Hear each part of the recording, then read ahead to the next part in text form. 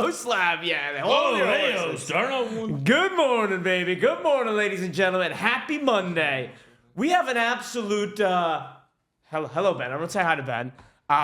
We have an absolute bear of a show to get into once we get my face to hop on in here. But Connie, happy Monday to you, sir. Thank you. How were you adjusting to daylight savings time? Oh, it was, I will tell you what, it was not kind. No, it wasn't. And you know what I will say? I didn't even know about it until a dog comes in and like drops it on me like a 10-pound bag of rice-a-roni. Just hey, by the way, daylight savings tomorrow.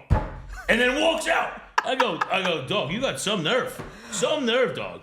I gotta tell you, man, you know, it's one of those things that when people are talking about it, when you're leading up to it, my natural inclination is saying like, oh, it's 1 hour, it's not that big of a deal. No, it is that big of a deal. And the next thing you know, you're all thrown off, your whole equilibrium is thrown off. Dude, I was waking up this morning, I was like, why is the sun not up? Yeah, it's ridiculous. It was like, that's how I'm telling myself about the Garrett Cole injury. It's not that big of a deal. Will Warren's look good, all right? He's had a good spring. Will Warren's looking fantastic.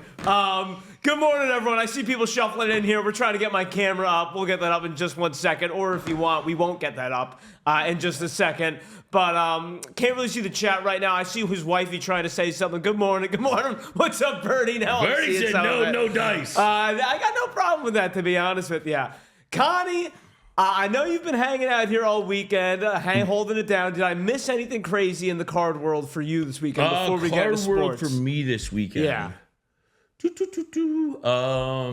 I know we had that the little Jack Caglione Sapphire selection. Yeah, that was dog and rough. I know. And shout out to those boys. Obviously, schedule was a little wonky this weekend. Rather, I was in Myrtle Beach in midweek and then came back Saturday, Sunday. But shout out to those guys. I'm trying to think. Do you know what I mean? Again, all the hits start to blend together at a time or two. I did pull a booklet for Chandi. There we go. An Adley Rushman laundry tag. Did we hit something for Chandi? No, he didn't say thank you, so I guess we didn't. No, but there was a lot of good hits over the weekend. Like I said, I will say the draft has gotten better and better. You know what? We did it. We had Baz to True Blue to 150. Now it's all coming back. Yeah. There we go. It's all coming back. Yeah, Baz to 150. We had Cags. We had Connor Griffin. To 71. Yeah, the draft has been scorching hot. Much Bazana, he said. So much Bazana, yeah. I know we have a draft triple caser in the store right now. Let's go. To me, there's no better time if you're getting in on Bowman Draft. I was thinking that too. Right. These guys are front and center. MLB Pipeline is the S&P 500 of these prospects, right? When this is an indicator, when they're posting, that stock is going through the roof, baby. I know you've been pumping that for a while now. I have, yeah. These guys on MLB Pipeline are holding some Chandler Simpson cards, whatever. Up the right. Yeah. Gotta get my eBay sale. I'm the Bobby Altoff of the MLB Pipeline. I'm a plant. Whoa. You're the Bobby Altoff? Buddy, I think you've earned it more than Bobby Altoff's earned anything in her entire life. I'll tell you that much. If you know, you know. If you don't, you're better off for not knowing. I'll tell you that much. Right. All right. So here's what we got going on today. Good morning, ladies and gentlemen. I feel a little more confident running this the production side of things. Yeah, I see this now. Ledoux, you watch your mouth. I don't know, man. Depends on the day. Connie's looking fresh. Come on, dude. This Yankee hat courtesy of Joey Ferguson. It's hot. Wait, Joey Ferg? Joey Ferg got one for me and one for Jason. Not J Sauce? No, Joey Ferguson. Oh my goodness, look at this guy. All right. What's up, B. Langley? Good morning, everyone. Here's what we got on the agenda. If this is your first time joining us, if this is your last time joining us, you know the deal. 10 a.m. trivia question. We'll throw it out there. And 50-card wheel going for a PSA graded slab. 3 PSA graded slabs on that wheel. I know we got an Ellie De La Cruz Rivals to 99. Shohei Ohtani Cosmic Gem Mint 10, and a Mike Trout Gem Mint 10. Not rookie year, but just through those PSA graded cards. What's up, Denver? You can win that at 10 a.m. and then at 10:45 a.m. Eastern Standard Time today. EB, I try. Givvies are always epic. But Connie, what we got on the docket today? I know you and I are chomping at the bit to talk spring training, but just news after news after news yesterday and all weekend about the NFL. Howdy, Denver. I don't even think we have time to get to Nikola Jokic's insane stat line. I'm good if we never have time to get the NBA again. Yeah, NBA. I might have to save that for it's Wednesday. I got much. We'll talk about Jokic, I guess. Yeah. But nonetheless, Crazy weekend in the NFL. Lot to get to in spring training. I know you and I are gearing up for Champ Week, one of the best weeks. I will tell you what, I am giddy. I am giddy. Not like Josh. We have a little West Coast Conference semifinal action tonight. Yeah, right? Yep, the Pepperdine, St. Mary's action. So I can't wait. We also got the Southern, I think Furman against Wofford tonight, in the Furman's finals. a powerhouse. I gave Connie a play last night, St. Thomas -4. They lost by 10. I formally apologize to Conley. It's okay, too. And you know what? This is my own fault, right? This is my own fault because I'm telling you, Josh, I might have not have ever had a better weekend betting in my entire life. I'll tell you what. My bookie's going to have to be calling PNC today and be like, hey, I need you to throw me some cash. It's got to go south, all right? Listen, at the end of the day, I should have called it quits. I won Michigan State first half to start our Sunday. Awesome. And then I'm like, you know what? Maybe I'll step outside. Let me back it up a little bit. Let me shoot from half court. Let me bet the golf. All of a sudden, Russell Henley Eagles on 16. I bet Colin Morikawa, he'd come from behind and win. No dice. I was like, all right, now I'm jonesing. I'm like, all right, well, I'll just sprinkle a little something. Josh is riding the Tommies. We're going to have good Talkin Slab tomorrow. No, nice. No, quite but the it's opposite. A new day, new week. We're going to get right back after it. All right, yeah. Well, we will talk some college hoops today as well. But we got to start with NFL, man. Huge shakeup in the NFL, and let's just start with the big news that came across my desk. Schefter sent me a little message last night at 8 p.m. Says, Josh, I want to make sure you see this before Slab tomorrow. Right. DK Metcalf. Yes. Traded from the Seattle Seahawks to the Big Dog Steelers. Some are calling them last night a second-round pick, and then the Steelers turn around and sign him to a 5-year, $150 million deal. That is $30 million a deal for those who are not math majors last night. Big Dog was calling Steelers Super Bowl last night. I can't wait for my Big Dog show this week because, how the turntables. He sat here on Thursday or Friday saying this is like the worst team ever. Okay. Give me just your initial reaction. Initial reaction. Yeah. Poor Mike Tomlin. Okay. Why is that? Yeah, hop on it. So Mike Tomlin dealt with AB, Le'Veon, and Big Ben in the prime of their madness, hysteria, whatever you want to call it. Now the final piece to this puzzle, and the final personality this locker room needs, is Aaron Rodgers. Yes. Aaron Rodgers, George Pickens, and DK Metcalf. Talk about Mike Tomlin's head is going to explode. That poor guy. I thought you couldn't be charged in this country the same crime twice. He's got to deal with the same lunatics again. It probably even worse this time. He's never had a normal year, maybe, in his entire career. Dude, even Santonio Holmes and Big Ben back in the day. BM completely agree. That's what I mean. What did BM say? I don't have it in front of me right now. He said Pickens and DK are nuts, like mentally the final boss of diva wide receivers. And I couldn't agree more. Again, to me, putting that in there, to have to deal with that again. I guess they're like, you know what you did with AB? These guys are nothing. Yeah. I kind of don't disagree. Come on. Look, my initial reaction was just before I even looked at the contract. Not at all confirmed. I'm just, again, makes sense. In my perfect storm of, oh my God, poor Mike Tomlin. Like I said, again, I still think Mike Tomlin's a very good coach. Have to. Top half in the league? Top 10? Top 10. Top 10? Yeah. Because Big Dog wants to send him out, out to pasture. I understand both sides of the coin. You know what I mean? We don't toe the company line here. Well, You gotta be in or you gotta be out. Then I'm in on Mike Tomlin. Okay, then you're in. But I understand why Steelers fans like Big Dog. We've done this conversation before. He wanted Robert Saleh instead. I said, have him. Well, yeah, that might be a little crazy. But all right, so looking at this DK Metcalf thing, on one side of the coin, I understand how Steelers fans like Big Dog.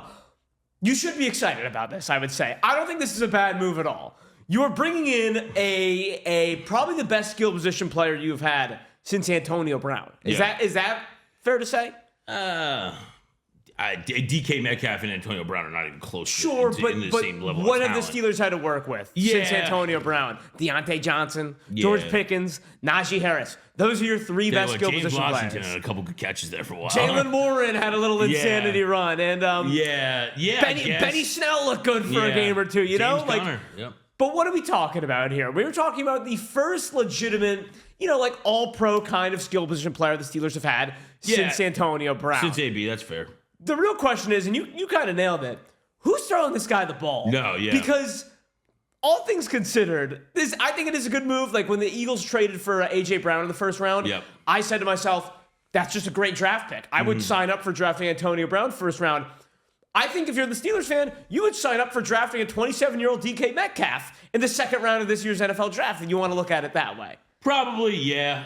I mean, again, you would absolutely. I don't even think about that. This draft class is so weak. But again, it's just to me, at the end of the day, like you said, he's not throwing himself the ball. And does this?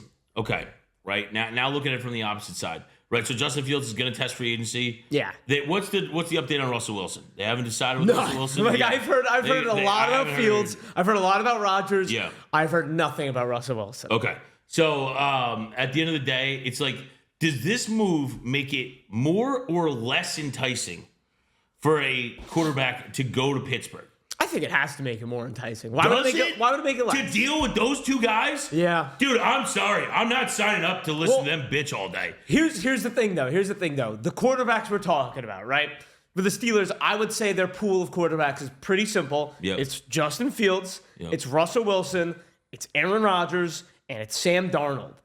Or whoever the hell quarterback, let's say Who's Shedeur. the best fit out of those four for these two guys? For these two guys, the best fit of those four... Well, are we talking about, soap opera? Or are we talking about pure objectivity? The soap opera is easily Aaron Rodgers, yes. Pure objectivity, I think it's Sam Darnold. Yes. In terms of the best that's fit. actually kind of what I was going to say, too. Because Sam Darnold's just going to be, no Show problem. up to work. And whatever, and deal with it. And God bless him. Because, again, would not have that level of patience. But that's what I'm saying. Sam Darnold now can decide whether he wants to deal with it or not. But you know what I mean? To my point, though, Connie, you're saying who wants to sign up to these guys? The guys that the Steelers are going to be going after, they don't have a choice. Right. I don't know where the grass is greener for these guys right now that would be signing with the Steelers. All things considered, I will take some of the divaness, some of the personality issues for actually having two legitimate wide receivers to throw the ball to. Right. Because who else you can go to? Not the Raiders anymore. Right. We'll touch on that in just a second. Maybe the Seahawks, and you look at their receiving core. No, yeah. Again, I would rather go to the Seahawks. Oh, if you're saying I want to win right now, to me, Rodgers, if he can say, look, I'm coming in the building, I'm still Aaron Rodgers, we're going to do as I say kind of deal, and they can agree to that, which again, we saw how that went. It'd be fun. It is the best place to win right now of all the other kind of free agent quarterback destinations. For me, you're Sam Darnold, you're still fairly young, right? Yeah. You get a big-time deal. You can kind of work within the system to build that roster and that wide receiver corps. You know what I mean? Denver's saying Jameis would be better, in my opinion. Jameis is a Jet. In Pittsburgh. Give me Jameis wins to the Jets. I kind of hear what you're saying, Denver, especially with those two receivers. Like, hey, throw the ball up, Jameis. Yeah, we'll see what happens. I don't know. Yeah, I know what you're saying. Rip. I think I would rather take my chance with Sam Darnold on this. Now, I did read this from CBS Sports, Brian Diardo. I don't really know who he is, but it was a CBS Sports article this morning. He's got credentials. NFL's a copycat league, and it appears the Steelers are trying to mimic the blueprint that the Eagles parlayed into a Super Bowl win last season, acquiring DK Metcalf. The Steelers now have a dangerous receiving duo similar to the one that resides in Philadelphia with A.J. Brown and Devontae Smith. To complete the plans, the Steelers need to find their version of Jalen Hurts, which might be Justin Fields if Pittsburgh can re-sign him. I read that and I said, this guy has no idea what he's talking about. Yeah, well, again, comparing DK Metcalf and A.J. Brown's on a different level than DK Metcalf. And Justin Fields, I think he's a fine quarterback. Justin Fields is nowhere close to Jalen Hurts, so we're over 2 there. Maybe if Pickens, focuses on what he needs to do, can be as good as Devontae Smith, but that's pretty much the only parallel comparison I see there. Who's their Saquon? That's another great question, too. Again, that's the other thing. It's like, A.J. Brown and Devontae Smith had a good year. Jalen Hurts had a great year. Nobody does that without Saquon Barkley. That's what they do. No, not even close. I think that's crazy. And then also Diana Rossini last night did say that. Good. She had another report? What's that? She had another report? Well, she had a report before DK Metcalf. I was on pins and needles waiting for her. Oh, yeah. Diana Rossini says she thinks the Seahawks are going to be going with Sam Darnold. But then 2 hours after that report, the DK Metcalf trade happens. Yes. To me, this is leading to the Steelers. Ultimately, you said what fits the most. I think most realistically right now, Sam Darnold ends up going to Pittsburgh. Sam Darnold to Pittsburgh, okay. You think it's most realistic? God bless that guy. To me, yeah, maybe. I don't know. I really don't. I can't get in Sam Darnold's psyche. I don't know how anybody would go in. Dealing with one diva wide receiver is plenty. Dealing with two guys that are literally consider themselves top 5 wide receivers, and neither of which are. No, I know. That's a recipe for disaster. All right, so Ledoux brought this up. Ledoux brought this up, and Denver says rumors are he's going to Seattle. No, but that's what I mean, though, Denver. Like, the rumor came out last night that Darnold was going to Seattle, and then 2 hours later, DK gets traded to Pittsburgh, which like to kind of bring it full circle. Would you rather be throwing the ball to the Seahawks wide receivers? No. Or would you rather be throwing the ball to DK or Pickens? I don't even know if the Seahawks would consider signing Sam Darnold, right? Because they're in total rebuild now. Yes. The Seahawks. You know what I mean? Do you really want to hitch yourself to Sam Darnold's wagon? I don't. And then look what BMI says. I think this is the plan. 1 year flash in the pan. Sam Darnold is perfect for Tomlin to go 10-7. Sam Darnold's not going to sign a 1 year deal. I've heard multiple people say that. Sam Darnold. I think BMI is saying that. Correct me if I'm wrong, BMI. 1 year was just flash in the pan season. Like he'll sign like a 3 year deal, but last year was a flash in the pan. He's just going to be mediocre. Sign a 3 year deal, go 10-7 to get bounced in round 1 every year. Dude, I'm with you, BMI. To me, there's no way Sam Darnold doesn't sign anything. I will set the line right now. Sam Darnold has a contract that's over 4 years. Wherever he goes, he's going to get over 4 years. You want to put a wager on it? Yeah.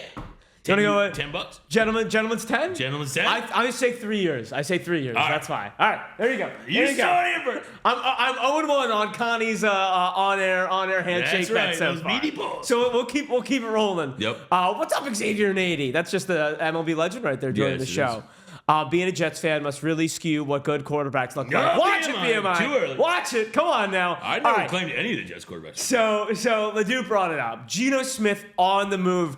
This was Friday, right? This was Friday around 6 p.m., I want to say. Yeah, I want to say, yep. This was the move that I'm all, I get home, lay out on the couch, and I'm like, what the hell is going on here, man? What the hell is even that? Get the sounder. Yep. Geno Smith for a 3rd-round pick to Las Vegas. Pete Carroll. What are the Seahawks doing? But also, what are the Raiders doing? Ledoux says it's a sneaky, underrated move, but what's your take on it? I don't really know what to think yet. You know what I mean? Again, I think Geno was okay. I mean, in Seattle, he certainly got himself another contract, so good for him. Again, if that was the objective goal, is to keep yourself relevant enough to play another 5-10 years in the NFL. Maybe not 10, maybe 7. But I don't know. I think Geno Smith has legitimately enough talent to be that team maybe 500. That's 500 is my ceiling for Geno Smith and the Raiders this year. I mean, look, I think if you're the Raiders, you'd sign up for 500 given how the last few years have gone. Right. But I just don't know what either of these teams are doing, to be honest, But again, have we ever seen, right, and again, we'd have to go back and look, but have we ever seen a combination in the same year as thin in the free agent market at quarterback? Like I said, I agree with you. Draft. Yeah. You know what I mean? So really, it's a lot of like, what else is left on the table? You know what I mean? It's like, you ever see those Instagram reels like, oh, I'm so-and-so, and I brought Jolly Ranchers to the Candy Bowl. Like, you know what I mean? I'm the Raiders, and I brought Geno Smith. Like, all right, whatever. I'm not sticking my hand in there. It's true. It's true. What's going on, Cards? Ledoux says, I think they're a good pairing. Geno fits Pete's system. But, like, Ledoux, we already saw this. Yeah. You know what I mean? And, like, it's just 10-7. It's 10-7. But there's not enough quarterbacks out there right now that it makes it, 12-5. There aren't enough 12-5 quarterbacks available. But we know this already, Connie. So why not go and try to hit something with a young guy, and if it fails, it fails. I just don't understand why you would tie yourself to this guy for what? Let's say 3 more years. Is that fair to say? Yeah, but again, you can still draft somebody, right? You can do what the Falcons did with Kirk. Right, you don't give Kirk the money that Kirk Cousins got. Yeah, but you can still go get a 1st-round quarterback if you so choose. I don't know. Again, nobody here grades as a 1st-round pick outside of maybe Cam Ward, and a late 1st-round pick of Cam Ward. All right, but let me just flip it over to the other side real quick, and I do think the Raiders are more interesting. The Seahawks, I think, to me, are the real bigger question mark from this weekend. Oh, We're sure, I understand that they're tearing it down, right? But I was reading some articles. Seahawks don't rebuild. Just looking past their last 15 years, the Seahawks have had opportunities to rebuild, and they have not taken those opportunities. Well, they had to get Jamal Adams. They had to get Jamal Adams for one. And then with Geno Smith, they brought Russell Wilson. Goes, you think, oh, they're burning it down? Bang, Geno Smith, Legion of Boom's gone. Oh, you think they're burning it down? Yep. No, DK Metcalf and Russell Wilson are like decent. Right. I was reading the Seahawks depth chart this morning. Okay. Kenneth Walker, Jackson Smith, and Jigba. Yep. This is the skill positions for the Seahawks. Yeah, we know Zach Charbonnet's decent. Okay. Jake Bobo, Jalen Darden, John Reese Plumlee, Cody White, Derek Young. Yeah. That's a lot of. I don't know who these other guys are. It's a lot of LinkedIn profiles right there. Yeah, that's what I'm saying. BMI's right. Jackson Smith and Jigba might get 400 targets next season. So your card holders, you fantasy owners, I mean, all over Jackson Smith and Jigba. Actually, I would go with Jason. But Birdie, that's what I'm saying. I don't know who these guys are. I don't know what the Seahawks are doing. Right. I don't know. The reports are they want to go after Sam Darnold. Good luck. Right. Like the whole 12th man, you're going to have to need a 13th man over there in Seattle this season. Yeah. Like, I don't know what the hell is going on, man. Right. It blows my mind. What's going on in Seattle? I don't know. Again, to me, it's complete rebuild, and it's going to take some time for them. They're not going to be any good. But, yeah, it is what it is. You move on from Geno. That wasn't going to be any long-term success with him there either. So, at this point, it's time to move. Yeah. I just don't know what's going on, man. There's all these weird moves, and none of them are really tipping the needle. You know what I mean? Like, I don't think the DK Metcalf tipped the needle. I'll go one further there. Yeah, keep it going. Myles Garrett. Yeah, that was up next. That was bizarre to me. After reports that Jimmy Haslam wouldn't take his meeting. Too busy for Myles Garrett. Then gets a extension, and if I read it correctly, over what the max deal was, correct? He becomes now the highest paid non-quarterback in league history. Yeah. A day after Max Crosby. And great shout by Jay Kane, John Reese Plumlee, the UCF quarterback. That's right. That's crazy. Yeah. Real quick, Cliff, are the Raiders really improving their situation with Geno, or is it a Band-Aid? I'd say it's... To me, it's a placeholder. It's all right. Aiden O'Connell certainly isn't the answer. You know what I mean? But sell his cards. Yeah, buy 2023 Panini Black. There you go. Now, Cliff, you bring up Aiden O'Connell, Connie. It does kind of scratch my head because I didn't think Aiden O'Connell was that bad. I don't think he was going to win a playoff game, but this is a guy who we remember for all those Kansas City Chiefs refs, people out there. There's no bigger example to me than the Aiden O'Connell career-defining drive, the legacy drive that Aiden O'Connell went on to beat the Chiefs on the Black Friday game that was taken away from him by the refs. Yes. But like Geno Smith, man, to your point, Cliff, I don't even know if it's either. But this is again, when you bring in a new head coach, right? You say, well, what do you need to make you comfortable? Pete Carroll's like Geno Smith, right? All right, that's true. That is true. Pete Carroll. That's Pete Carroll's move. Wholeheartedly, Pete Carroll's move.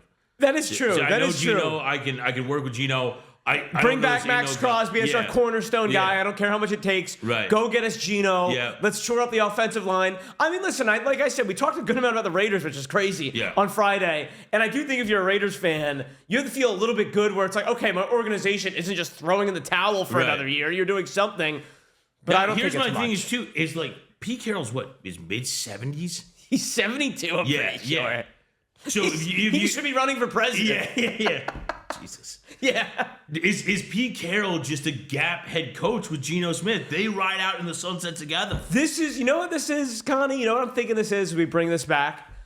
You just need the old man to come in and just start yelling at guys and establish some order. A culture. Because, let's face it, man. We did this when they brought in Pete Carroll. I said this is a good hiring because the Raiders haven't had a real coach since 2004. Yeah. With Josh McDaniel, John Gruden, I don't know what the hell happened there.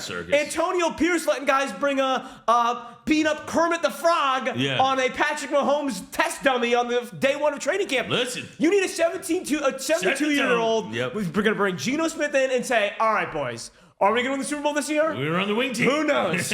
But we might have to run the I form a couple times this year. Yep. We need to establish some order. We got Tom Brady running the show now. Yeah.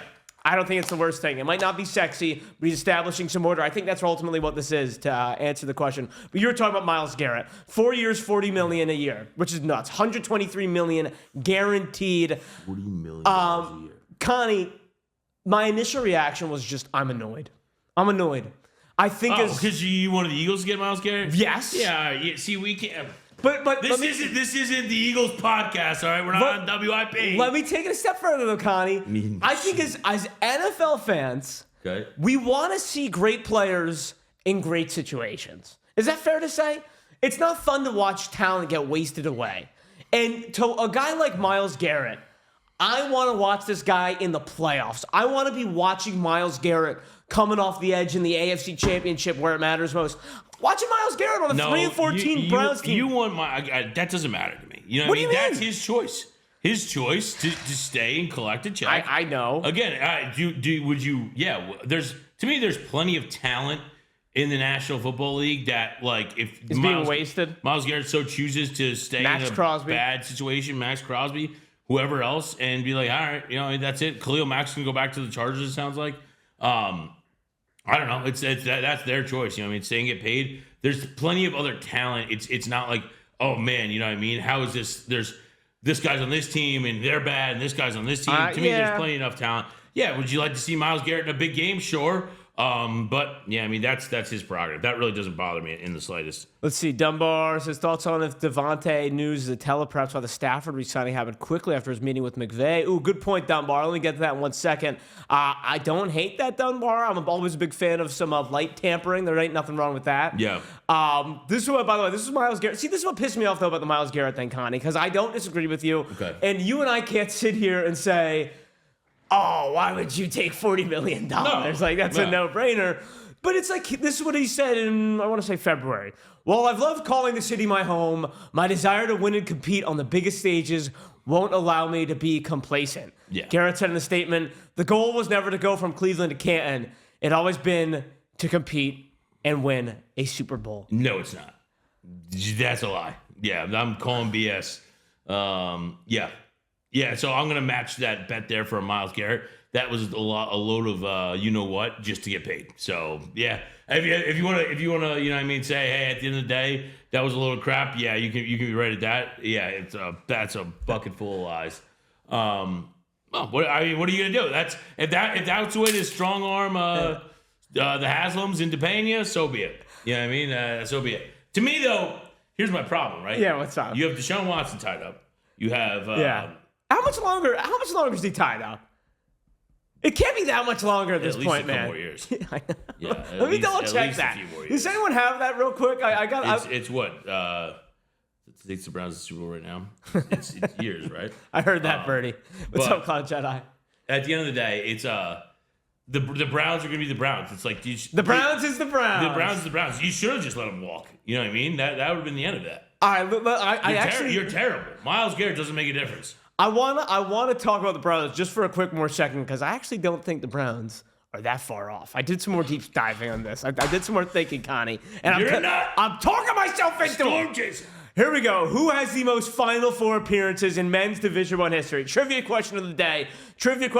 It is Champ Week. I am shifting into March Madness mode. I gotta focus up. And we will be talking a little hoops in a moment. But who is the most Final Four appearances? You got not an answer there. In men's Division I history, your choices: Duke, North Carolina, Kentucky, and Kansas. Striped Blue Bloods, ladies and gentlemen. That poll is up right now. Let's see who will take it down. I think that poll is up. You never know. Yeah, it is. You got that on your side?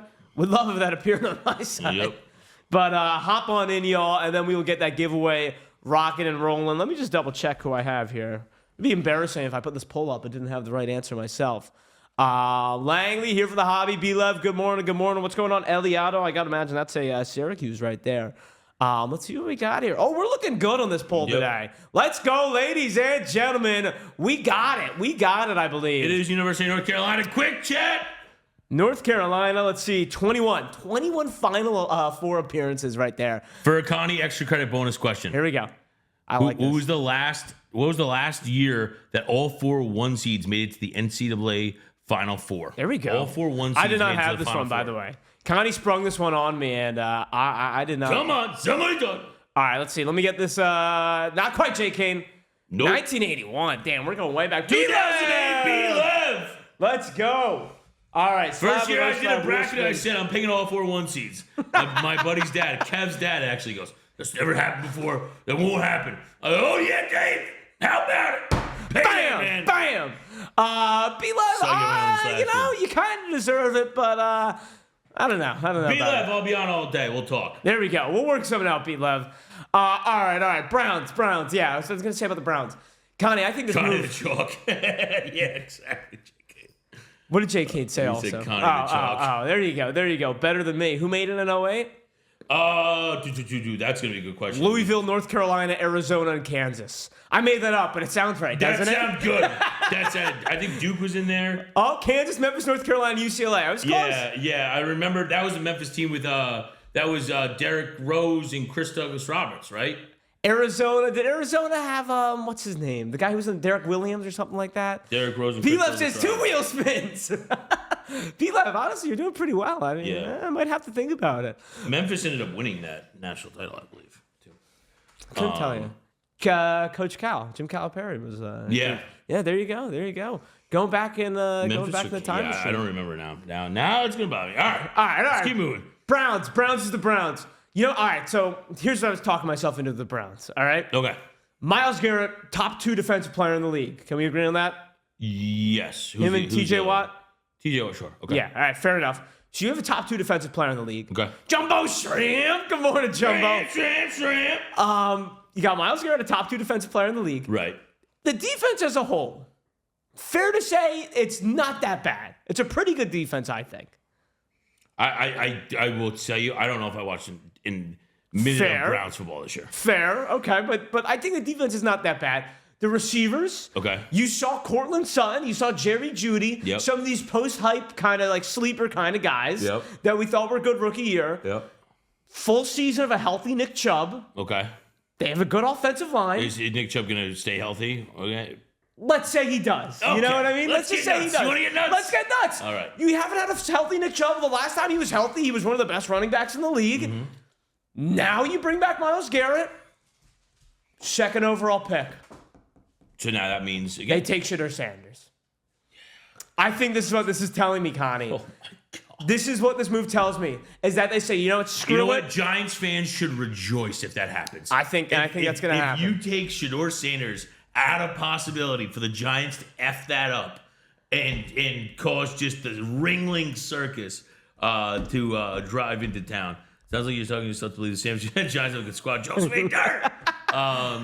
Yeah, never know. Willie Thomas. Come on. Dude, I can talk myself into the Giants. I could absolutely. I would rather bet on the Giants and the Browns. Don't get me wrong. But to me, Connie, this is me saying there are 2 worlds. One where the Browns totally blow it up, move off of Myles Garrett, and then just totally rebuild. This is the world where they say, you know what? Screw it. We're bringing back Myles Garrett on this deal. While we're at it, let's keep going for the splashes. Let's sell tickets. Myles Garrett, Shedeur Sanders, let's go for it.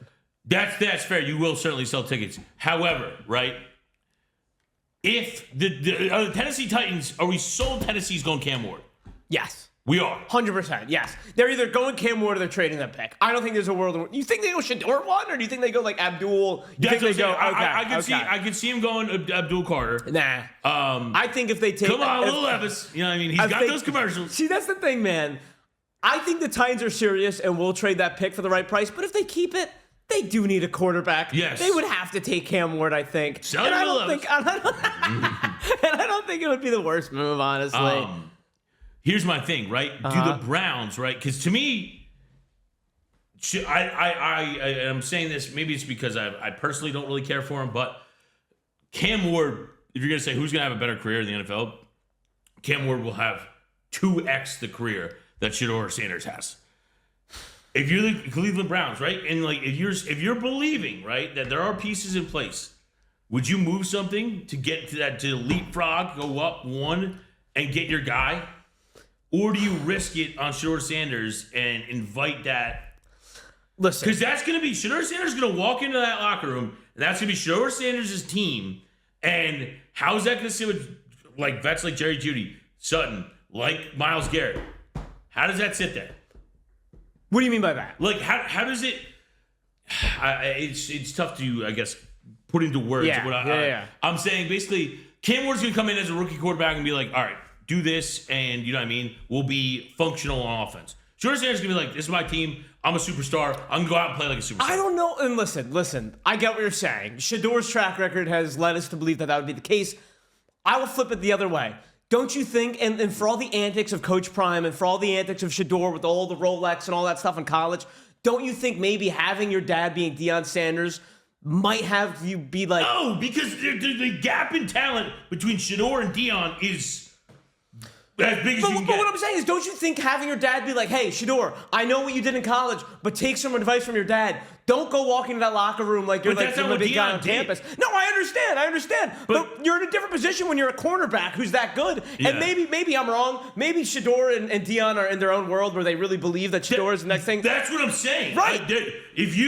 I'm shocked you don't believe that. But dude, here's the thing. I don't understand why everyone got together over this offseason and got in a room and a week went by between the end of the college season and the draft season and said Shedeur is this bad player.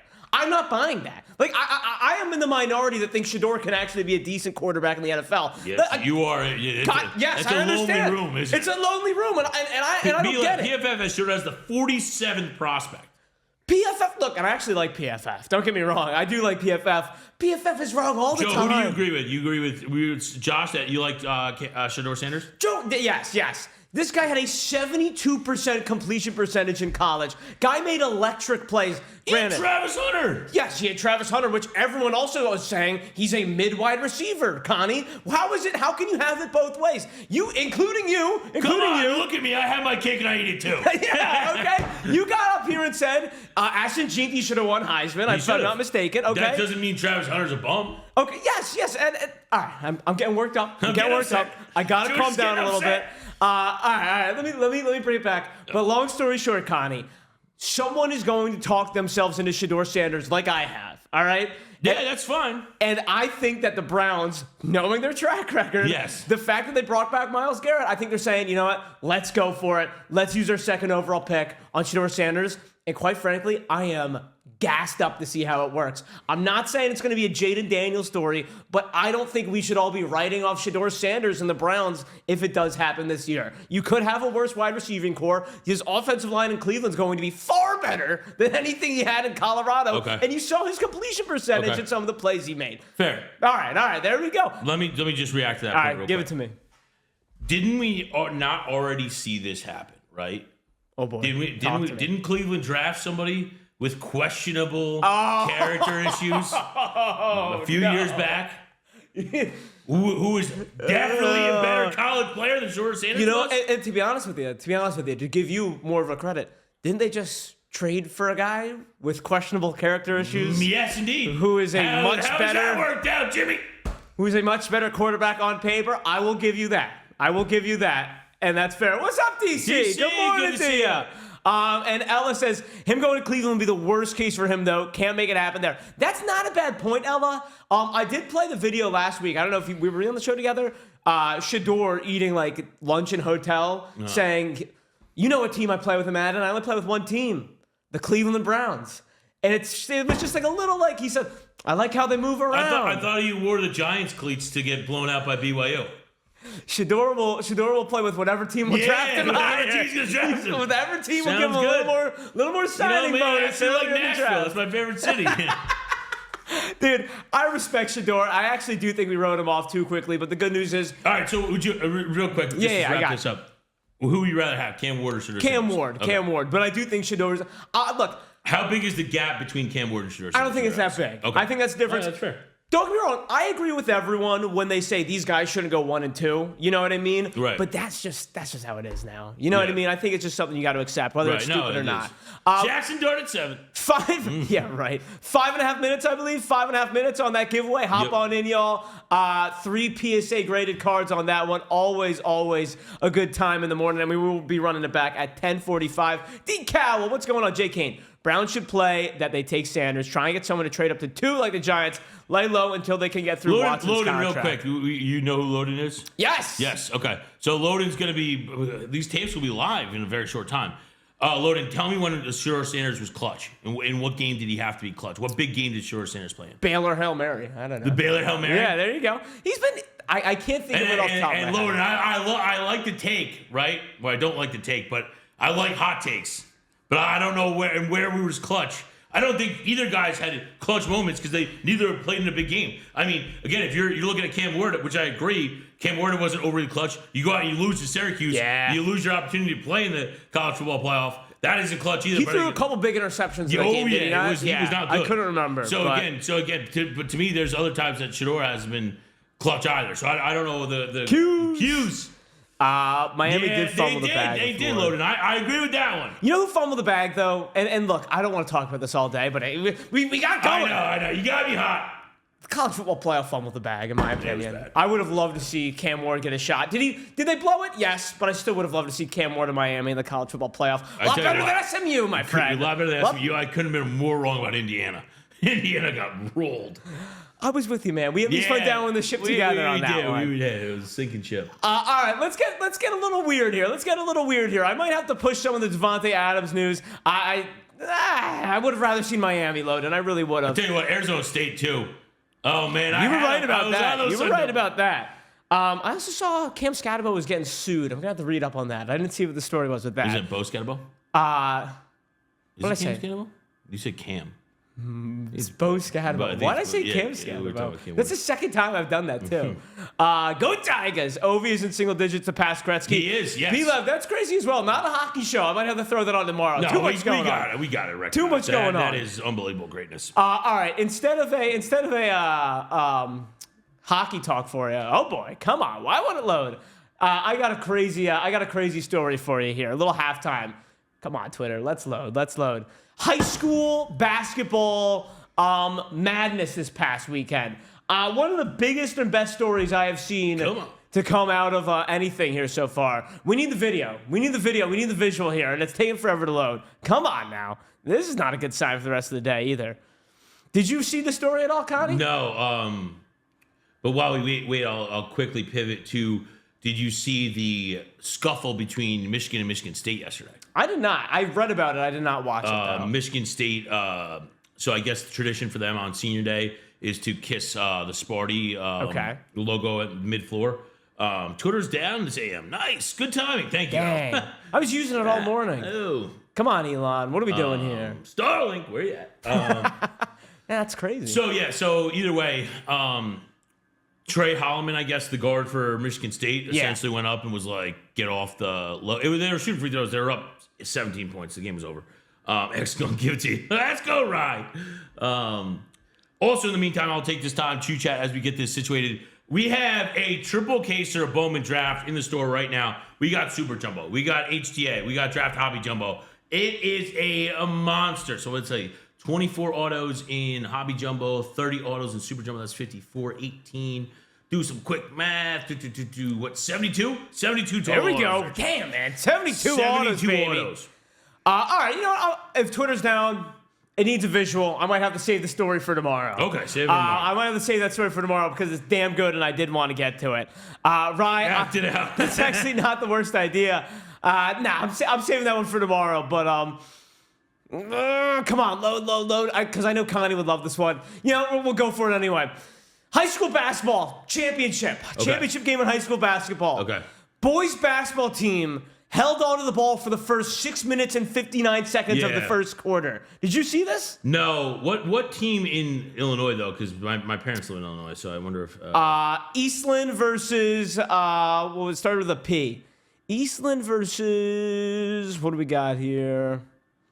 Can't find it. Oh, Pecatonica, whatever that means. No. Eastland versus Pecatonica. Okay. So Eastland held the ball for the first 6 minutes and 59 seconds of the first quarter. Yeah. After the first quarter, the score was 1-0. Yeah. It's in this high school basketball championship game. Right. Now, I read the story, and initially I was like, this coach should be thrown in jail for this. Yeah. But then I did a deeper dive. The other team, they were like the number one team in the country. Right. Or number one team in the state. They led the state in scoring. Right. They had beaten this other team 3 times prior. Right. And Eastland out-strategized them, I think. Okay. What's your take on it? Bush League to hold the ball or pure genius? Again, if the subjective, again, the overall objective is to win the basketball games. They didn't do anything outside the rules. They play within parameters. To me, the easiest thing is just a shot clock. And that game is probably won by 30 points again by the other team. But again, hey, I mean, again, you as the great Herm Edwards once said, you play to win the game. It's true. So, again, play the game, I agree. But, again, you didn't do anything wrong. So, again, congrats. And they ended up winning? Oh, they ended up winning. Yeah, they ended up winning. So, like, to me, at first I saw the video on Twitter and it went viral and everyone was like, oh, my God, how dare you? How dare you do this? This is a disgrace. Yeah. And then I read up on it and I was like, you know what? This kind of makes sense. Who do we got? No way! Allen taking it down. Allen is in here almost every single morning with a smile. Let's see if we can get this one going. There we go. There's the old slab or no slab board. Let me find it over here. Let's get the wheel spin going on. Where we have it. Hang on one second. Still getting used to this. Bingo. Slab or no slab wheel spin. Let me feature this here in just 1 second. Allen's calling this shot. He says, give me 25, the Ellie De La Cruz. Allen, here we go. 1 through 25. You know the deal, Allen. 125 or 50. Good luck, sir. Come on, here we go. What do we got? Here we go. What do we got, Connie? I don't have it in front of me. 32. 32. What do we got? What is 32? That looks like 32 is going to be, hey, a Torrey Hunter auto. That's pretty 175. sweet. Let me get it for you right here. 32. We'll take auto. Torrey Hunter is Torrey Hunter in the Hall of Fame yet? I don't think he is. Okay. He Should be. All right, what do we got here? Hold on. Come on now, Allen. Play the role of Ben today. The role of Ben today will be played by John. It's not there. It was nope. Bring it back. Up. Nope. Still lower. What do we got? It's tier 1. I can tell you that. There you go. 1, left, right. No, there you go. Keep going the same way you were just going. All right, you saw it now. You saw it. I can't see. It's actually harder than it looks. Every time I see Ben do it, I'm like, Ben, come on, get on the screen. And much harder than it looks. But there you go, Allen. Congratulations to you, Torrey Hunter in the Angels auto. uni. Yeah, there you go. And take a nice look here. No decal. Those hands are pretty damn dry. To be honest with you. You know, I can't keep up with the weather here. It's snip, snap. Snip, snap. Friedline says I zigged when I should have zagged. Come on now, Friedline. Yeah, he's got a good signature as well. Yep. Decal was saying they look soft. I'm glad I got you fooled because it's not great over here.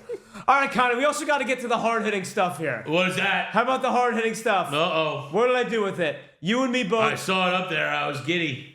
And I'm not talking Josh Giddey. No. Bam! There it is, baby. There it is. Yes, indeedy. For those who don't know, Connie and I are the biggest Rutgers fans this side of the Mississippi. Yep. And this has been one of the most disappointing seasons. We're going to be looking at some conference tournaments all week. It is Champ Week. Ladies and gentlemen, starting tomorrow, for everyone who works the normal 9 to 5, we have basketball. Yes, we Daytime basketball. Every single day from now until Sunday, we take a 3-day break, and then we're back with daytime basketball next Thursday, baby. So, we wanted to start with the Big Ten Conference Tournament bracket because Connie and I, if you don't know, big Rutgers fans, they are going to have 2 top 5 picks this year in the NBA draft. Yes. And they finished with a 500 record, I believe, in the regular season. 500. They are, 15, now let me pull it up here. It looks to me like they are the 11th seed. The 11th seed in the Big Ten bracket here. My goodness. Staggering. What do we got here, Connie? Staggering. They're going to beat USC. They're going to lose to Purdue. Here's my thing. Again, Robbie Hummel was talking about yesterday during their Minnesota game. If Bailey and Harper get hot, you know what I mean? The problem with Purdue is very veteran heavy. Trey Kaufman, Ren's good. Braden Smith's excellent. They have Fletcher Lawyer. They just are going to out physical Rutgers, and that's Rutgers' biggest issue this year has been defensive rebounding. They can never one and done in possession. So that's a bad draw. Honestly, if they had gotten any one of those other teams right there, Indiana, Oregon, they can beat. Wisconsin, true. They can beat. Illinois, they can beat. See, here's my one thing, though, and why I'm trying to talk myself. What's up, Karen? Good to see you. I'm like talking myself into Rutgers, man. Come on. And I don't actually believe it. I don't actually totally believe it. But I'll put $1 or $2 on it. I'm pulling it up right now. Big Ten. I can't believe Purdue's the 6th seed. I can't believe Purdue's 6th. Big Ten Conference Tournament odds. I pulled this up right now. Rutgers is not on the board. Nice. I don't know why Rutgers is not on the board, man. Tell me why Rutgers is not on the board. You've Minnesota at plus 50,000, USC at plus 25,000, Iowa at plus 25,000, Northwestern at plus 20,000. No Rutgers. No Rutgers. Don't even take it. No Rutgers. Don't even have it over here down in Florida. Hear me out. They're going to beat USC. They're going to be USC. Purdue, man. Purdue. Listen, Zach Edey's not walking through that door. Right. I think Purdue could lose to any team on any given day. Oh, Ash says change the overlay back to the blue. Back to blue. Bingo. There we go. Amateur hour here. Michigan stinks. Straight up, Michigan just stinks. No, Michigan's not doing this tournament. They should have beat Michigan when they played them 2 weeks ago. When JG told me that that Rutgers won. One of the most JG moments. JG, love you, man. That was unforgivable. Wasn't right. Unforgivable. Wasn't right. They got to go through Michigan here, and then after Michigan, you're playing the winner of what? Maryland, Illinois? Maryland's a good team, but I don't think they're world beaters. I will say Maryland is, again, if you chat, I was going to put it on the Talkin Slab today. Unfortunately, it's pouring rain right now, so I didn't film it. If you want a sneaky team to go to the Final Four, Maryland's that team. I hear you. Dude, Santo Miguel, 3-point sniper. Jacoby Gillespie, 2 bigs that can play. Julian Reese, veteran, been in a lot of big games. Derek Queen might be the best freshman big man I've seen since DeAndre Eden. Ooh, dude, high praise. High praise. Guy's unbelievably good. Can handle the ball, can turn face the basket. Yeah, he's a very, very talented player. I had to sneak that in there today. Yes, a little Big Ten preview. Let me see. Come on. Tell me Twitter's working for this. If not, I'll have to save it for tomorrow. Oh, yeah, baby. Here we go. So this is another one for you. Connie, you're going to kill me after you see this video because this is who we were up against last night in St. Thomas. Oh, no. For those of you who are March Madness merchants, and what I mean by that is don't watch college basketball all year. Yep. Just hop in around this time. Get in what's up. Let me give you, this is a story that has been the true hoops heads. You familiar with the Omaha Storm Chasers? Yes. Because they whooped St. Thomas last night to win the Summit League Championships.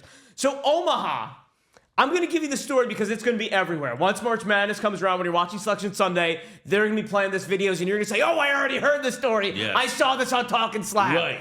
They have one of the best traditions in all of basketball.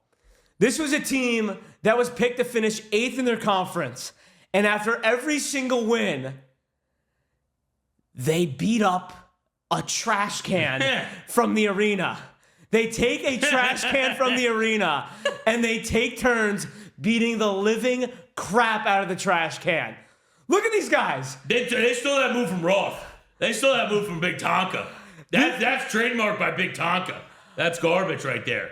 Omaha, and then there's more. Omaha, they've been doing this for all season. Is Tonka in it? Yeah. Right, they got to put Tonka in it. I'm telling you what. Tonka's going to have to get some royalties from that. Here, I found another one. This was their best one. So their assistant coach came up with this like middle of the season. And dude, I just love it. So this is all it takes sometimes. Did you ever have a tradition like this? Trying to think. You know what it was? I used to, in senior year of high school baseball, bus rides on the away games. If you were in the starting lineup that day, you get the final 4 rows in the back of the bus, and everybody would listen to the 8 Mile rap battles. You know what I mean? Lotto, Papa Doc, all them. So yeah, that was again, it's stupid, but yes, it got you in the headspace to get to going. Dude, I have a similar one here. This is the best one, by the way. Omaha, when they won the conference tournament, look at their school president. She's just like the sweetest lady ever.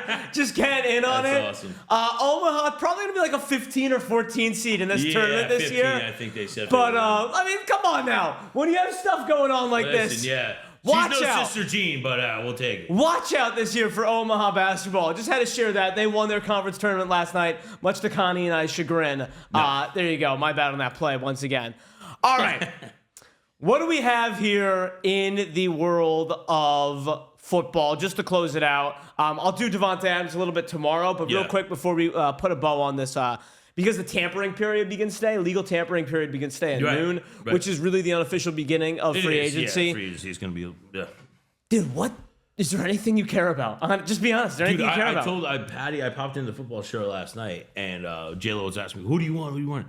I'm telling you, man, like this is like, normally it'll take me like, the Jet season ends in December typically, or the first week of January, or the last week of the regular season is. That's when it normally ends.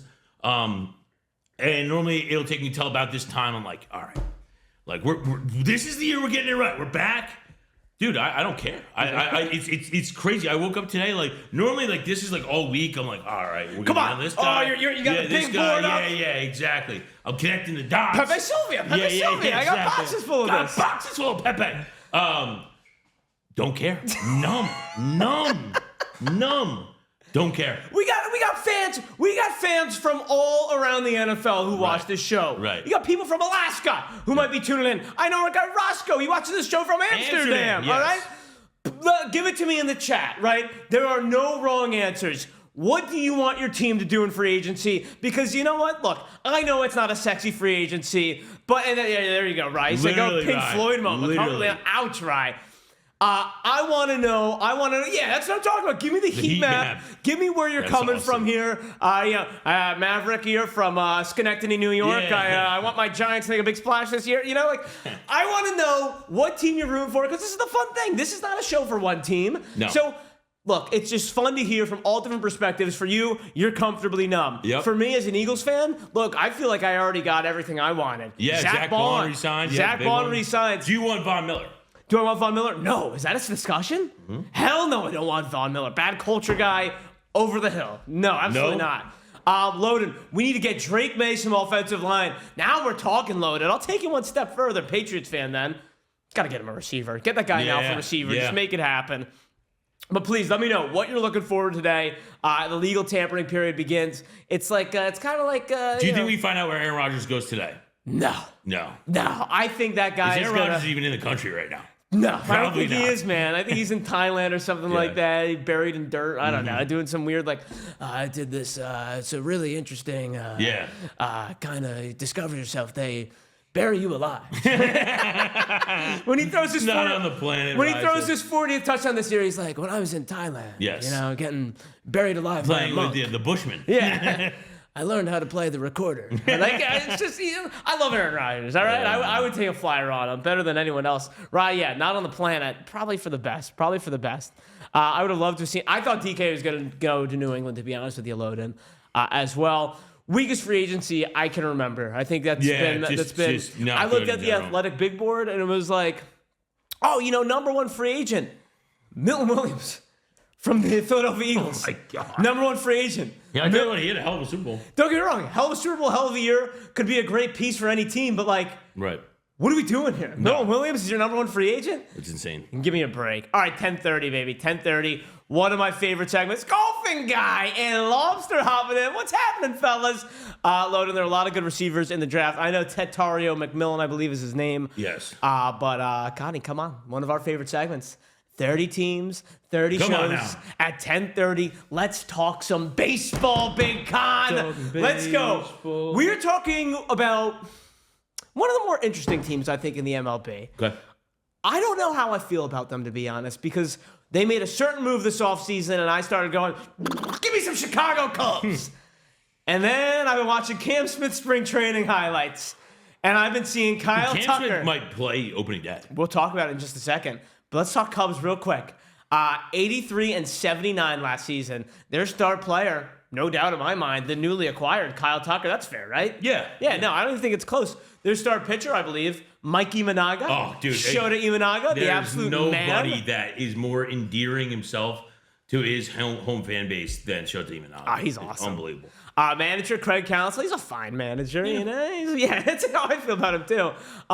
Video that defined their season, I'm just going to let this one ride. Usually there's something more to this one. This was the Cubs up 8-0 in the 6th inning. And we can just talk over the video as we enjoy this. Is that a good old Javier Assad? The Mr. Four Eyes, as they call him. Cubs up 8-0 the 6th. This was early in the season.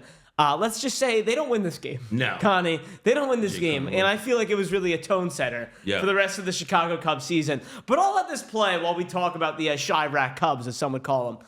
Before I get into the deeper, would you agree? I think we're on the same page here. Sleeper player for the Cubs, Matt Shaw.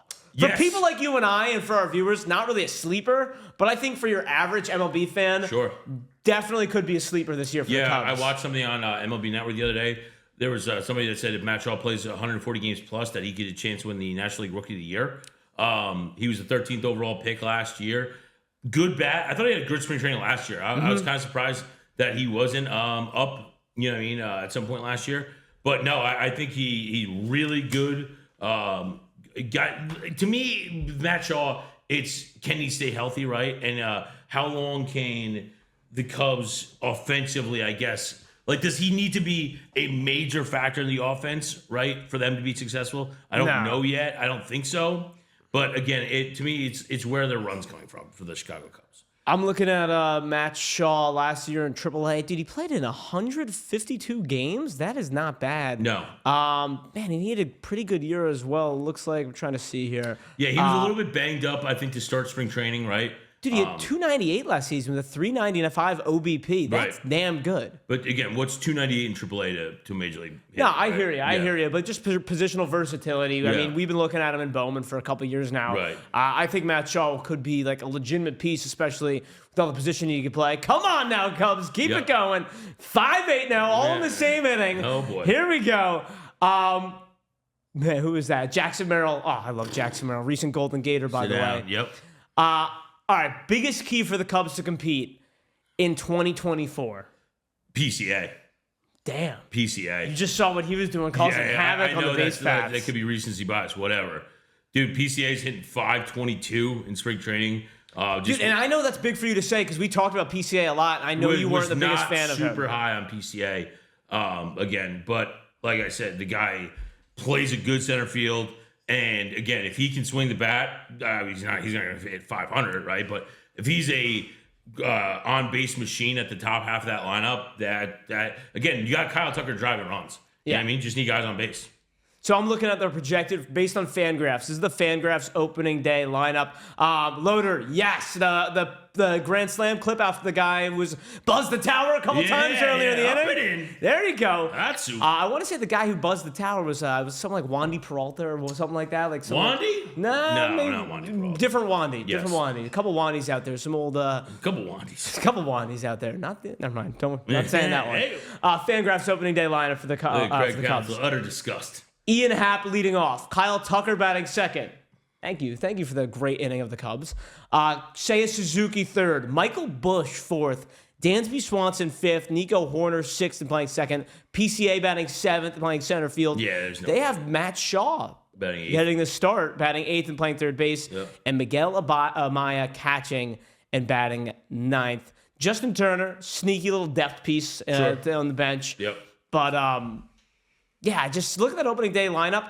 It's good, but when I look at that lineup, it's so hot and cold, I guess is what I'm saying. Like, but to me, there's no runaway favorite in that division, right? True. You know what I mean? The Brewers lost some pieces. I think the Willy Adames loss is going to really hurt the Brewers. Mm-hmm. Like, again, Willy Adames had a career year last year. Is one of the best shortstops in the game right now. To me, again, it's PCA. If he can, again, he's not going to bat seventh if he's hitting, 300 plus. Yeah. So if he's at the top of that lineup, getting on base and again, kind of wreaking havoc, the Cubs to me have to be a team. Again, I don't know how good that bullpen's going to be. That's a team that's going to have to get out and score runs early. I was funny you mentioned that. So let's look at their rotation then. Their rotation is Shota Imanaga, as we know, Justin Steele, Jameson Taillon, Matthew Boyd, and Colin Ray. Yeah, that team's going to need to score some runs. That's pretty weak. The floor, I will say this, the floor of that rotation is pretty high in my opinion. You think so? Yeah, man, because like Imanaga, Steele, Taillon, Boyd, and Ray, it's not like terrible. The ceiling, like it's just, it's not that high, it's not that low. You know what I mean? Like having Boyd and Ray as your 4 and 5 guys in Wrigley, you know how it can get in Wrigley with the wind blowing in and whatnot. Like, right. It can't be that bad, I don't think. But at the same time, I never feel comfortable with Jameson Taillon as my 3. That's fair. Yeah, but I'm big on that's Steele. My first indicator. I'm big on Steele. I'm big on Imanaga. Imanada. You also have Javier Assad, who's going to start the season on the injured list. So look, it's a deep rotation. I think it's better like later. I actually think they have a sneaky decent bullpen. Okay. Ryan Presley is going to be their closer this year. Yes. He's a little bit older, but man, he had a great season last year with the Astros. Right. Porter Hodge, I know that's a sleeper name. Yep. Rookie, I want to say last season. Dude, he looked amazing. Yep. It looks like he's going to be their setup guy. You go down this lineup a little bit. Keegan Thompson used to be a starter. He had a little better job as a middle reliever. Right. Julian Merriweather, haven't heard that name in years, man. Former top prospect with the Mariners. Correct me if I'm wrong. Yeah, I believe so. Nate Pearson, another former top prospect with the Blue Jays. Right. I don't hate what they've done. They took a former top prospects and starting pitchers, seeing what they can do as bullpen arms, and I like their setup closing. It's kind of like just ragtag together to me a little bit. You're hoping, again, you get the I mean, there's the good, bad, and the ugly. You hope you're getting some of the good out of some of these guys because the other side of them are tough. They're not going great. They're pretty below average. I do think, though, look, they're deep. You have Eli Morgan starting in their minors, who was pretty good for a spell. Your boy Luke Little. You know, I do think, all things considered, the Cubs have decent depth. Where's Ben Brown at? Ben Brown, Jordan Wicks, they have them, Fangraphs has them starting in AAA in this. So, long story short, Cubs do have some good depth. I think they're going to be able to string together a good reliever and good starting pitching. To me, it just comes to that lineup. I don't know what I'm going to get. My biggest question, so I had my first fantasy baseball draft last night. Oh, boy. And one of my biggest, oh, man, this guy has not been watching baseball. Half the league, seam heads, half the league. Oh, let me try fantasy baseball. And that is not a fantasy league you want to just try. You better be dialed in. Someone drafted Dansby Swanson last night. Ooh. And that was the one where I went, you haven't been watching baseball. No. Are you giving up on Dansby Swanson? Yeah, I mean, giving up. To me, Dansby Swanson, he was in it. Panthers make J.C. Horn the highest paid defensive back in NFL history. I was just checking that. That is insane to me. That is not the right move to make. Also, a question about Grady Jarrett, by the way. Grady Jarrett just released by the Atlanta Falcons. So there you go. There you go. Another NFL news. breaking news right here. Breaking news on Talkin Slab. Dansby Swanson. No, again, to me, when he was in college, I'm like, dude, this guy's going to be the next MLB superstar. And he was great for a year and a half. Unbelievable. And then in Atlanta, he kind of settled into being a guy that's, you know what I mean? To me, he was a little bit better Didi Gregorius, if you can remember that name. Better hair. Yeah, better hair, just a little bit better bat. But again, nothing that was, when he was hot, the lineup looked great. When he was cold, it was like, oh boy, we got to do something about this guy. There's nothing that moves the needle one way or the other for me on Dansby Swanson anymore. And at a time when he was first in the league, he was that guy. You're like, this guy could be a catalyst to any top half of the lineup. And he's just not. It's a shame. I'm giving up on Dansby, man. Straight up, I'm giving up on Dansby. Sell Dansby, especially with a guy like I said, we were talking about Matt Shaw coming down the pipe. I don't know if it's a direct 1-to-1, but I think I'd rather take the upside of Matt Shaw than keep going. He got his World Series ring, though. He got his World Series ring, and he has his contract, which is what's going to make it tough. But I'm going to call him the Mallory's husband this upcoming season. Come on, you're not the best athlete in your relationship. No? Mallory Swanson, Team USA, baby. I know who she is. Hitting a fastball is the hardest thing to do in sports. All right. Yeah, I don't see Dansby Swanson winning any gold medals in World Cups. No, he's not going to. See him, man, dude, there was a time last season with the Cubs, they're calling guys up playing instead of Dansby. I'm like, who the hell are these guys? Yeah. You know? 6 minutes until our next slab or no slab giveaway. So did Andrelton Simmons, Maverick. That guy, I wouldn't want him batting in my lineup, you know? Don't get me wrong, I love Andrelton Simmons, but when it comes down to it, guy's a 240 hitter with no power. Right. It's hard to keep him, it's hard to pay him all that money. All right, now the main topic with the Cubs this season, Kyle Tucker. Yes. Do the Cubs extend Kyle Tucker? Not should, do they?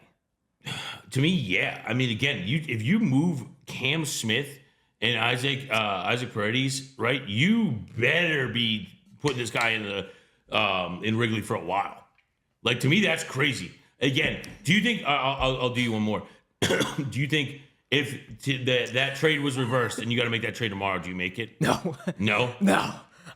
And listen, Tony the Pony says if they don't, I'll crash out. Tony the Pony, the Cubs fan, who notably took down the Imanaga dual superfractor. One of the coolest cards we've ever hit, ever. The Pony. I always think about that with Tony. Tony, I would crash out right with you if I was a Cubs fan as well. I mean, and tell me this. Someone was ripping me a new one 1 month ago. Because when this trade happened, I came on here and said, this is a great move for the Cubs. They were like, why do you think the Cubs are going to extend Kyle Tucker? They have never shown, like, their track record is they would never do it. And I kept saying, well, they have to. Connie, every day that goes by without a Kyle Tucker extension is a day I think more that they're not going to extend him. Yeah. Why would you have not gotten the deal done already? Because think about this. If you're the Cubs, in a perfect world, Kyle Tucker plays at an MVP level this season. Right. Why do you want to go to the negotiating table if he plays at an MVP level? If you're the Cubs and you trade for Cam Smith, you have to be thinking he's going to have a good year. So why wait for him to play at an MVP level for the extension? If you're the Cubs, you need to get this deal done before the season starts. Yeah, because or else I'm really questioning. Major bind. Right. Because then you're tied either way. Because again, if you let him walk and then you're gonna get killed for letting Cam Smith go. I mean, it's so bad. Tony, I'm sorry, man. I'm not here to ruin your day on a Monday. You know, daylight savings, it's rain here. But I'm sure you've already been thinking, and I'm saying the quiet part out loud for the Cubs fans. Right. Cam Smith, on the other hand, 2,000 OPS. Dude, he is ridiculous right now. Are the Cubs still alive in this break? Core! Good morning, Core! Cam Smith might make the opening day roster, No, the Connie. Pony took his Cubs. Good Let's job, go, Pony. Way to take down the Cubbies. Core, great morning to you. Long time no see. Hope you're doing fantastic, Core. Might have to hit you up. Wondering if you have any assignments coming up. Oh, if you know, you know. Yes. But nonetheless, Cam Smith, 2,000 OPS. There are Astros bloggers, there are Astros fans who are saying, get this guy on the opening day roster. Now, 2 weeks ago, they were being laughed at for saying that. He's done it now for 2 more weeks straight. Guy, like I said, 2,000 OPS. Has an average around 600 and with pop. Dude, major pop. Every single hit pretty much is over 100 miles per hour exit velocity. Now, the report is, though, sorry, Cam, no room for you at second. No room for you at third. Mike Gundy. Happy birthday. I'm 40. Let's go, Core. Happy birthday. I'm 40. Oh, it's a classic. We got to get that on the drop board. Yes. But Cam Smith, rumors are, going to get a chance to compete for the right field job in Houston. But there's one problem. Cam Smith played around 40 games professionally last year. Not one of them in the outfield. Hey, Scott Hatterberg played first base for the Oakland A's. It's not that hard. Yeah. Tell him about it, Ron. It's incredibly hard. First base is the moon to him. What do you think happens with Cam Smith? I'll give you my theory. Set him to AAA, 3 or 4 weeks of right field. Call him up. Yeah, I think it's tough to put a kid on, like you said, that's never played the outfield before, and just be like, hey, go play the outfield in the bigs. And again, how that, not saying that they're, to me, you know what I mean? It's like, oh, well, you just need to swing, keep his bat in the lineup. You know, you can put him out there in right field. This isn't Little League, all right? We're not just throwing guys out there at positions. Like, I heard the Royals were talking about that with Cags. Yeah, like, dude, Cags is going to play outfield. And again, friend of the show, we wish Cags all the best. That's not just something you're like, all right, hey, go pick up a mitt and go take some fly balls. And I got to imagine, like, Cam Smith, like, look, nothing against Cags, right? I'm sure he's a hell of an athlete. Cam Smith playing second base, third base, shortstop, I want to say. Yeah, mostly. More, you know, if we're going to do like the 20-80 scale, I think Cam Smith's got a better run tool than Cags. I would say you need to run more to play outfield than like Cags. Dude, Cags doesn't strike me as an outfielder. You know what I mean? Like, again, I'm sure he's an extremely impressive athlete as a whole. I'm sure that he would be okay, good, maybe a little bit above average. But again, I don't know if that's just like we want to start sticking guys out there, you know, wherever.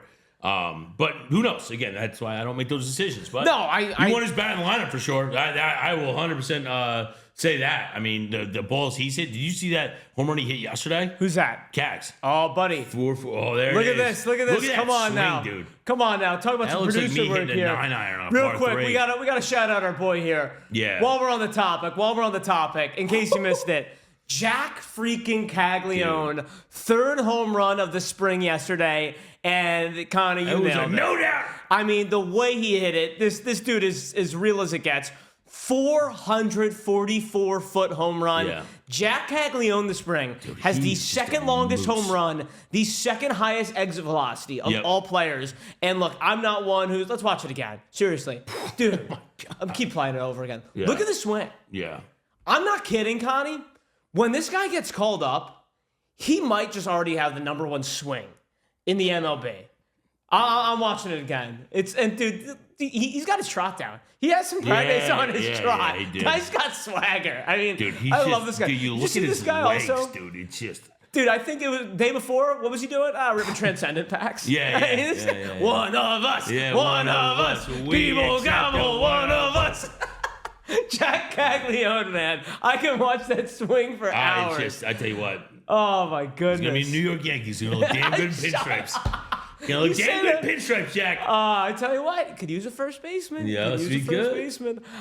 There you go. That was a Cags thing. Giancarlo. Who says no? Yeah. Giancarlo Fricakes, who says no? Loden kind of looks like Matt Olson follow A little bit. That's an insult to Jack Caglione, my friend. A little bit. We will. Just 1 second, Morgan. Just you wait. That's the next topic. Final thing on the Cubs, Connie. Bring it back. Yeah. Win total over under 85.5. Where do you go? Say under. I did too. Yeah, I say under. It brings me no joy. I actually I think they're going to be a disappointment. Dude, it's just I think baseball's better. I think baseball's better when the Yankees and Red Sox are good. Baseball's also better when the Cubs and Cardinals are good. 100%. Down here for both of them. All right, it is 10:46. I got too caught up doing a little chant for Jack Caglione. So let's get a slab or no slab giveaway on the clock. Slab or no slab wheel spin going off right now. Good luck, ladies and gentlemen. That one's up. That one's live. And while we're at it, guys, take a look. We got a bunch of people in the room. We want to get right into ripping. We're showing Jack Caglione highlights. We're showing Cam Smith highlights. Yep. And we're not doing this to sell spots. I'm doing this because we're fans of baseball, and it's very exciting. But we can have, I don't know, their most valuable cards in their maybe MLB career right now in our store. To me, this is what I keep harping on with Bowman Draft, right? And that's what we're going to rip today. You have about 2 more weeks, right, where these guys are front and center, and you're getting highlights every day. You're getting live at-bats every day. You're getting, again, a look against other major league talent, right, to see, all right, what do they look like? And you're getting major jumps then in their card value. Big time. Right? When they go play for the Hudson Valley Renegades or wherever else they go. Somerset Patriots. It's not going to be the Jones. same. We have a triple caser in the store, Super Jumbo, Hobby Jumbo, HTA, 72 autos. Damn. Royals alive? Do you have it pulled up? I can't see it over here. Royals are gone. Royals are gone? Chani saw the video. What about the Cubs? Is still alive. What about the Cubs? Tony the Pony got the Cubs. Dude, see? They know. They do. know. Angels out there? The Angels are still alive with Christian Moore. They are sub $800. There we go. All right, there we go. That's what we got looking up. The Yankees are still alive. We're going to get into that right around 11 a.m. Ooh, Jumbo Shrimp took the A's. Nice. There we go, Jumbo Shrimp. All right, but we got to talk about the Yankees, Connie. Yes, we do. Ugh. Garrett Cole. The recommendation came down.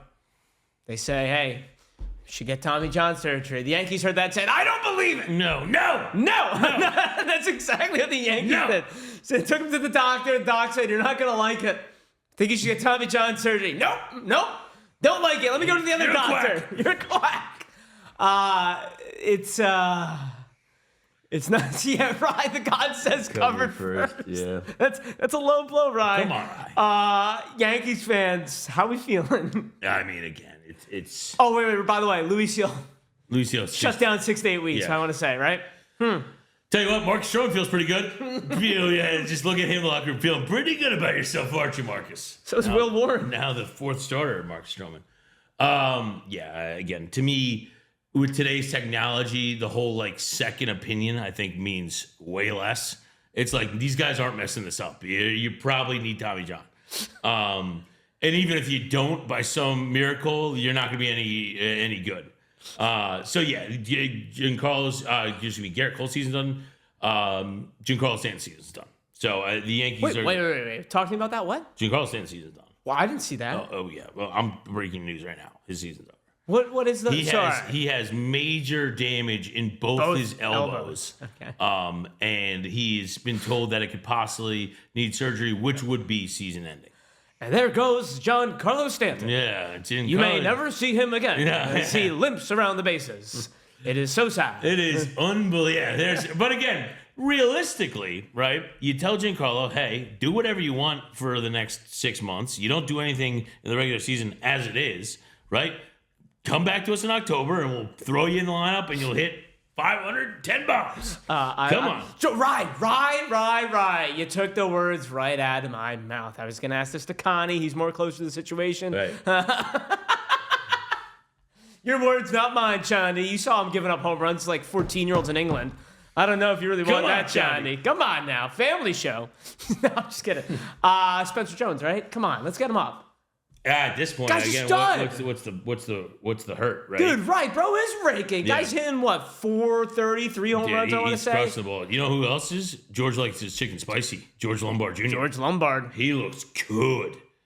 You just call all these up and say, dude, someone's when gotta they be had able to do it. they had The computer that I ran the numbers. It says their wins created over average. Yeah, says Spencer Jones. Already, exactly. Spencer Jones didn't do it. Paradise wins. We just rolled the tape. He's on fire. Paradise. So the analytics. No, the Yankees, because that's against the Yankee way. You know what I mean? Because that's produced so many championships in the past 10 years. I don't get it. But I do think Spencer Jones will get the call. At some point, he won't be on the opening day roster, but. Again, what are you going to do now at the Yankees? Giancarlo's done, so now you need a DH, right? So it's going to be a platoon of Judge on an off day. You know what I mean, Bellinger. That sounds horrible. Yeah, it's center, J-Dom in left. Judge is going to move back to right. I don't know. Again, no. They're just my sports feelings. Rutgers stinks. The Jets are stink. comfortably numb. The Yankees are done in March? What are we doing? No. They can't keep getting away with this. So Chani says relax. And listen, it is 50-50. I do think the Yankees are still a good team, but I don't think you should relax, honestly. And I'm sorry, Connie. Mode. I don't like there's an in-between. I don't think you should be panicking. It's just like, yeah, that's it. The end is near. Tell me, RW. Your solution might be, though, for a little DH action. You recognize this guy? Who is that? How about Trace Thompson? Yeah. Well, there it is. 36 years old. Sign him up. Klay Thompson's brother. No way. That's 6 home runs. 6 home runs in spring training with the Boston Red Sox. Give me some Trace Thompson, baby. How's 10 years sound, Trace? Oh, my God. The 36-year-old sounds like a Yankee, smells like a Yankee, is a Yankee. Yep. Come on now. Trace Thompson to the Yankees. Make it happen. They're calling him the Barry Bonds of spring training. Oh, God. Oh, my goodness. I remember when Kyle Higashioka led spring training home runs 2 years ago. Hey, Kyle Higashioka is a damn saint in this house. Was that off of Bohm Elder? I don't even know, Loden, but I tell you what. Trace Thompson, 6 home runs in spring training. It's not nothing. It's not nothing, Connie. And then, of course, another news around the MLB, Francisco Alvarez to have surgery. Yes. He's out 6 to 8 weeks. His hand, yep. Not great, I think, got from Frank Mets the Tank's fans. reaction to that. Oh, buddy. Yeah. No, thank you. Max, Yankees might actually call up some of their prospects instead of continuing to sign former stars past their prime for too much money. Max, you actually believe that, though? What gives you that indication? You're running out of bodies? Yeah. You're running out of bodies. We got anybody down there? Yeah, they're good. Nah. Yanks MO, former stars. Yeah, look at Cody Bellinger. I will say, here's what I want to ask, though. What about Paul Goldschmidt? Because I actually think the Paul Goldschmidt's a good contract. Yeah. 2 years, $14 million. Yeah. There's no risk really there. Think Ruben Sierra's available? Yeah, right? Call Hideki. What is he up to? Dude. Come on. Give me more Murakami. Me and Jay were talking about this yesterday. Would you rather sign Vladdy for $600 million or Murakami, which you're going to significantly less than that? How old is he? That's a good question. Mid-20s? Mid-late 20s? I got to look it up. I don't have that off the top of my head. Juan Franco, right? Oh, man. Loden's saying Drake Baldwin is the next Brian Vado's McCann. talking to the Yanks. That would not surprise me. Paradise wins. Pujols looking good now, too. Yep. Dude, Drake Baldwin. Give me Andy Rendon. Good shout on Drake Baldwin, by the way. That's going to be exciting, man. Josh Donaldson would love to hit it. Oh, no Josh Donaldson. Yankees fans down bad today.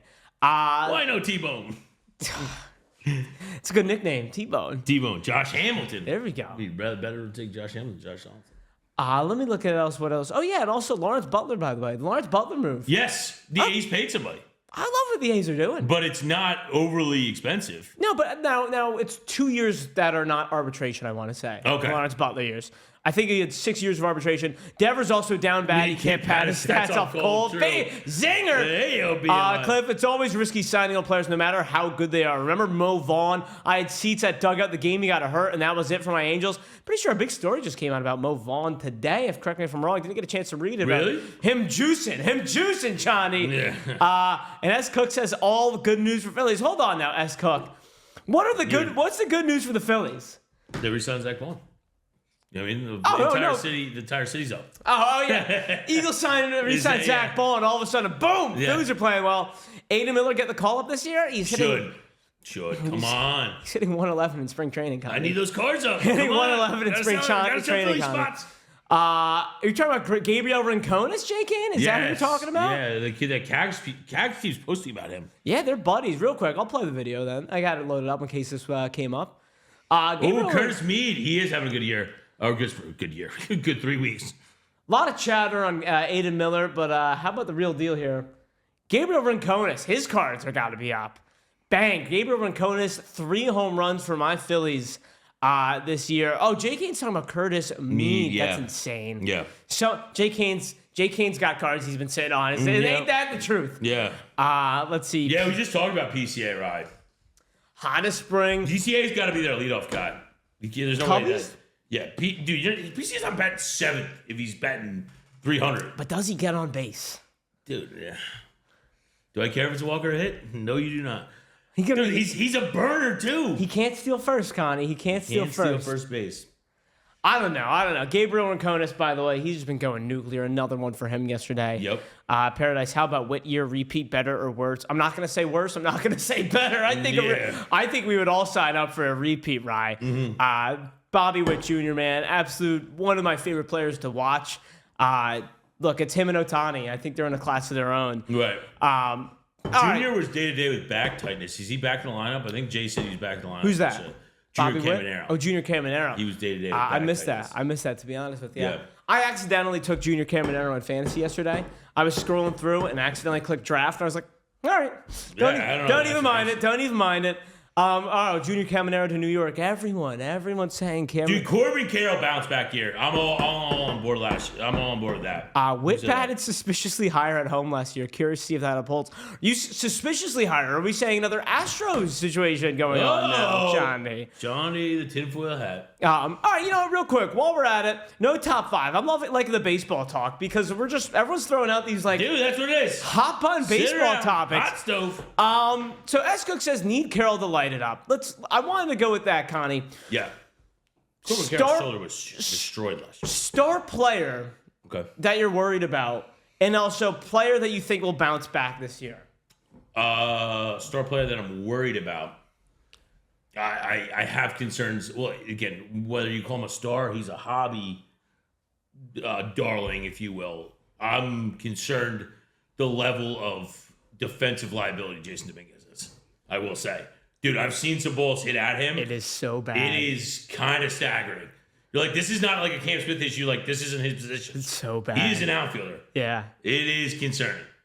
Johnny, Whit batted 382 at home and 284 away. That's actually crazy. The fact that 284 away is 100 points lower than he batted at home is like a feat in and of itself. Right. Loaded, he's basically... Worried Acuna, bounce back Carroll. I don't know. Let's say if I'm worried about Acuna because I know he's coming off injury. They're both coming off injury actually, but Corbin Carroll I do think will bounce back. But Ronald Acuna Jr. has to have a bad year for me to be like I'm worried. Yeah, there's nothing. I'm not that's worried about Acuna. Ronald Acuna Jr. can't play at the level he's played at. But I do want to stick. with the Atlanta Braves. Okay. I'm worried about Matt Olson. I was doing my fantasy draft last night. Had my first fantasy draft. Jung Ho Lee, right? That's a great shout, Rye.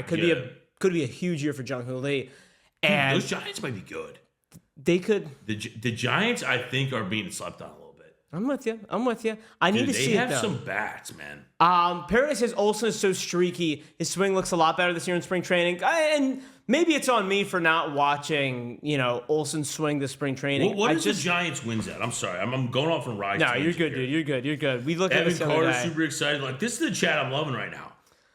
87. That's high. That's higher than I thought it was. Yeah, I thought you were going to give me like 79. I was going to be like, slam the over. It's tough in that division. I don't know if I'm betting that now. Damn it! I was on a good number. 87 feels like like they nailed that number. 1 minute on the giveaway. Yeah. Player I am worried about, I would say Matt Olson. Just last year, he never picked it up. I kept waiting for him to go on that run. Never picked it up. He is getting a little bit older. 2 years ago in home runs? 2 years ago. It was like 54 something stupid. Yep. And look, when he's on, he's on. Playing in that Atlanta Heat. Hopefully Norby has a good year. Dude, this is the chat we are all about. Connor Norby. Let's go, S-Cook. It's a Connor Norby pool. The guy that I'm all over this year, though, Julio Rodriguez. J-Rod, right? I think that flash in the pan bad year. Guy's a superstar. Nothing against Corbin Carroll. How does that help him in that lineup with Randy? The Mariners just need to not strike out. I really think that's a lot of it. Is they need to not strike out. One of his biggest problems is I look at his numbers. He needs more discipline. Like his rookie year, he popped off, I think, because pitchers weren't respecting him. No. Then pitchers started respecting him, throwing it outside of the strike zone. He couldn't help himself. Get a little discipline, get on base a little more. Great shout, Max MC. Brenton Doyle and that. All right. Slow down the MVP talk, Max. But I love some Brenton Doyle. That is a great shout. Here's the difference. How about this? As we get this giveaway, little food for thought. Okay. Brenton Doyle and Corbin Carroll. Little to no Bradley Brandon won the giveaway. Little to no separation this year. How about that? Bradley Brandon, congratulations to you. Yeah, how is Gunnar doing? That was a name I was going to bring up, but I didn't know enough about him, so I didn't want to speak out of turn and if there had been an update, because I didn't know he was no real update. No real update, I'm pretty sure. What happened there? Not me. Come on now, bring it back. Can we hear us? Oh. IBS error. Hold on. What's going on here? Participant left streaming stage. Come on now. Are we back? No. Just says Doyle. It was the Doyle MVP talk. Someone said Brenton Doyle was going to win MVP, and they're like, nah, come on. Refresh it real quick. Right as our guy, who was it?